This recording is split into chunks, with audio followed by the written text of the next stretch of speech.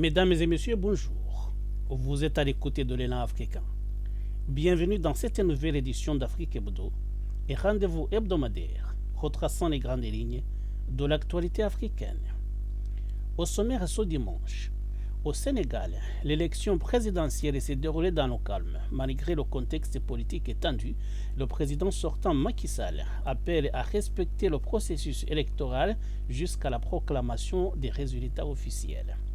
La communauté de développement de l'Afrique australe, la SADC, réitère son soutien inébranlable à la République démocratique du Congo. En revanche, leur organisation fustige le comportement du Rwanda. Le président ougandais nomme son fils commandant en chef de l'armée. La décision du président Museveni inquiète bien des observateurs.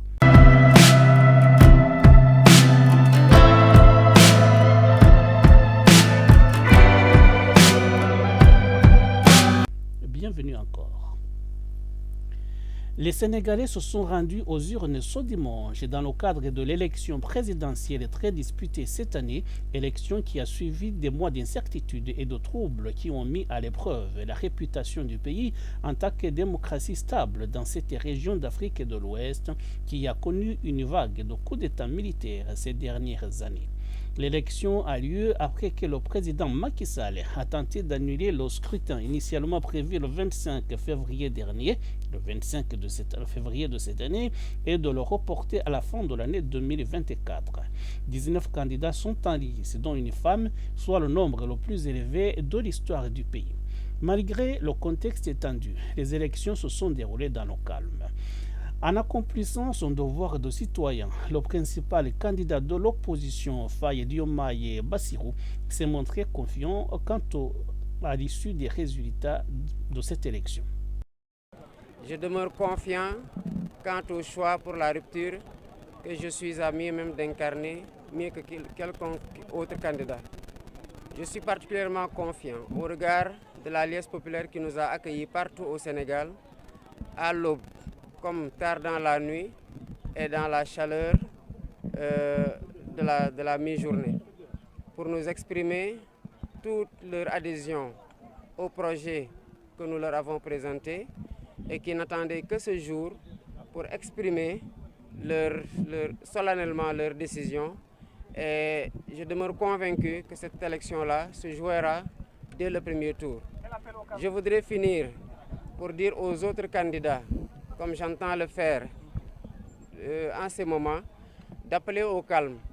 Parce qu'en définitive, il n'y a que des Sénégalais qui votent.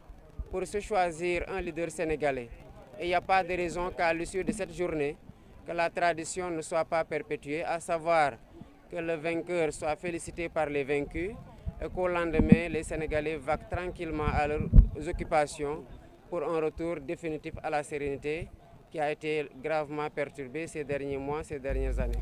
Le président sortant Macky Sall a tenu quant à lui à rappeler les règles et à ne pas anticiper la proclamation des résultats du vote. Je me retrouve ce matin à Fatick,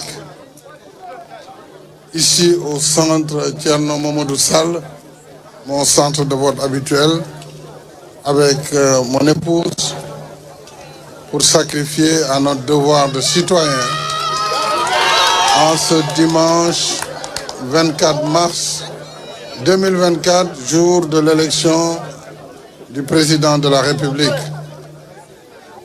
Je voudrais féliciter le peuple sénégalais pour sa maturité, son sens du devoir. Et nous l'avons constaté, malgré les conditions spécifiques cette année, la campagne électorale s'est déroulée dans le calme et la sérénité. Et le vote depuis ce matin se passe très bien, en sachant que nous avons un système électoral éprouvé, où l'ensemble des candidats sont représentés dans les bureaux de vote. La Sénat, qui est la commission électorale nationale autonome, a un représentant dans chaque bureau de vote. Et c'est à l'issue du vote, ce soir, que les résultats seront publiés devant chaque bureau de vote. Et juste après, les commissions départementales de recensement des votes vont entrer en vigueur, vont entrer donc en action sous la conduite des magistrats envoyés par la Cour d'appel de Dakar. Et il appartiendra au constitutionnel de donner les résultats définitifs. J'ai eu à faire ce rappel pour simplement rappeler qu'il n'appartient ni à un candidat ni à un camp de proclamer une victoire ou des résultats. Ce soir, les bureaux de vote vont parler. Cela reflétera le choix des Sénégalais. Espérons que ce choix sera le meilleur pour le Sénégal. Les résultats officiels sont attendus vers la fin de la semaine prochaine. Le sommet extraordinaire de la communauté de développement de l'Afrique australe et la SADC, tenu ce samedi à Lusaka, en Zambie, a réitéré le soutien de leur organisation à la République démocratique du Congo pour parvenir à une paix, une stabilité et une sécurité durable. Le sommet a réitéré l'engagement régional exprimé dans le pacte de défense mutuelle de la SADC, selon lequel une attaque armée contre les membres sera considérée comme une menace à la paix et à la sécurité régionale, et a félicité les États membres d'avoir démontré l'esprit de solidarité régionale et collective à travers leur contribution continue et le soutien à la force de sécurité en République démocratique du Congo, la SAMI-DRC. Le sommet a réitéré son soutien au processus politique et diplomatique, à savoir le processus de Luanda, dirigé par le président angolais Joao Lourenço, et le processus de Nairobi, dirigé par l'ancien chef de l'État Kenya, Uhuru Kenyatta. Le sommet a fustigé le comportement du Rwanda, qui avait écrit à l'Union africaine et aux Nations unies demandant à ne pas soutenir la mission de la SADC au Congo, donc la SAMI-DRC. Le sommet de la SADC a rappelé aux responsables rwandais que le déploiement de la SAMI-DRC visait à restaurer la paix et la sécurité de la République démocratique du Congo et qu'il s'aligne sur le traité de l'organisation et le protocole de la SADC sur la coopération en matière de politique, de défense et de sécurité et le pacte de la défense mutuelle de la SADC. Ce sommet extraordinaire de la SADC a eu lieu dans un contexte de tensions régionales marqué notamment par la guerre à l'est de la République démocratique du Congo, où l'armée régulière est aux prises avec les rebelles du M23 soutenus par le Rwanda. Mais alors que lors de sa campagne électorale, le président congolais Félix Tshisekedi avait ouvertement menacé de déclarer la guerre au Rwanda, il a adouci le ton ces derniers temps et estime qu'il existe beaucoup d'initiatives régionales et internationales, dont celle justement de la SADC, susceptibles de trouver une issue négociée à la crise entre la République démocratique du Congo, son pays, et le Rwanda. Le contexte dans lequel nous sommes aujourd'hui, je peux vous le dire, je suis un observateur privilégié de ce qui se passe, ne me permet pas de mettre en pratique ce que j'avais dit. Pas parce que je ne peux pas ou ne veux pas, mais parce que tout simplement, il y a suffisamment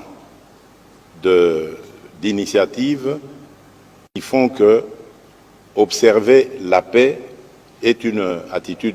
Sur le terrain, les combats intensifs sont toujours en cours entre la rébellion du M23 et les forces armées de la République démocratique du Congo, les FARDC, soutenues par la force de la SADC, la SAMI-DRC.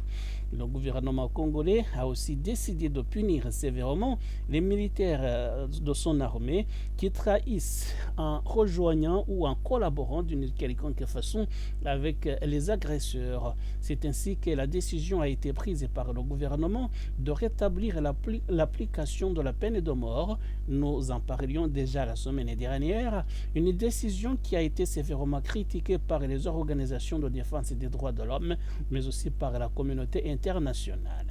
Le gouvernement de la République démocratique du Congo vient de violer ses engagements internationaux en matière de protection des droits de l'homme mais en même temps aussi, il viole la Constitution de la République démocratique du Congo, en ce que l'article 61 de cette Constitution interdit l'application de la peine de mort. Mais pour Patrick Muyaya, ministre de la Communication et porte-parole du gouvernement, la levée du moratoire sur la peine de mort vise plutôt à sauver des vies. Suivons Patrick Muyaya. Nous voulons justement arrêter des morts des Congolais que nous comptons par millions. Et si pour arrêter les nombres de morts congolais par million, il faut passer par la restauration de la peine de mort pour ceux qui les méritent, nous n'avons pas le choix. Nous n'avons pas d'autre choix en face de la traîtrise qui est constatée de manière régulière lorsqu'il faut monter et faire des opérations contre l'ennemi. Parce que tout à l'heure, vous parliez par exemple de corruption, et la corruption a toujours des conséquences négatives. Et lorsque cette corruption permet à des milliers de Congolais d'être en errance, nous sommes le gouvernement, nous devons nous assumer, et je pense que cette décision a été prise pour des besoins spécifiques. Ma collègue de la justice, je pense, a pris une note circulaire qui les montre et qui l'atteste et qui fixe, je pense, les infractions ou les comportements qui sont constatés. Je pense que des mesures seront prises pour que chaque fois que justice devra être dit de cette manière, que cela soit des sorts qui sont mérités. Donc il y aura un processus d'encadrement particulier qui se fera. Ce ne sera pas à la tête du client, on se réveille un matin, on se décide, Monsieur Pichu Moulumba, vous êtes éligible. Non, c'est parce qu'il y aura des faits suffisamment documentés qui permettront d'arriver à cette conclusion. Donc, on comprend bien ceux qui réagissent, mais nous savons tous qui est les plus grands tueurs dans l'Est. On ne les cite pas. On pense qu'au contraire qu'il faut continuer à travailler avec lui, mais tout ça, ça relève de l'injustice et nous prenons des mesures en interne pour répondre à ces questions. Dans cette région des Grands Lacs, le président ougandais Yoweri Museveni a surpris bien de gens en annonçant jeudi soir avoir nommé son fils, le général Muhoozi Kainerugaba, au poste de commandant en chef de l'armée, soulevant des inquiétudes quant à sa succession, mais aussi quant à l'implication de son pays dans la guerre qui se déroule à l'est de la République démocratique du Congo. Le général Muhoozi a en effet manifesté ces dernières années son intérêt pour le poste présidentiel, voulant, sans s'en cacher, prendre la succession de son père. Ça, c'est pour la politique intérieure de l'Ouganda. Mais ce qui inquiète le plus, ce sont ces déclarations intempestives à plusieurs reprises dans lesquelles il se disait proche non seulement du président rwandais Paul Kagame, qu'il appelle affectueusement son oncle, mais aussi proche de la rébellion du M23. Dans un de ses tweets légendaires, il a ainsi indiqué que des armées rwandaises et ougandaises, en collaboration avec le M23, lanceraient à un certain moment en République démocratique du Congo une opération militaire qu'il a baptisée Rudahigwa.